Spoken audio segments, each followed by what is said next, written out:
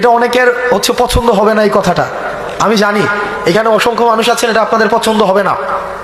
অধিকাংশের কাছে হয়তো আমি এই কথার কারণে অপ্রিয় হতে পারি, কিন্তু কার কাছে অপ্রিয় হলাম, কার পছন্দ হলো না, সেটা মুখ্য না। মুখ্য হচ্ছে আমার ইসলাম আমাকে কি বলে, আমার দ্বীন আমাকে কি শিক্ষা দেয়। সেটা যদি অপছন্দেরও হয়, সেটাই আমাদেরকে বলতে হবে। আমি যেহেতু এই গ্রামে ছিলাম, এই গ্রামের সাথে আমার সম্পৃক্ততা রয়েছে। এই গ্রামে এক ধরনের অর্থনৈতিক বিনিময় প্রচলিত রয়েছে, যেটাকে আপনারা নাম দেন পত্তন। এটাকে আপনারা যে নামেই ডাকেন না কেন, এটা সরাসরি সুদ।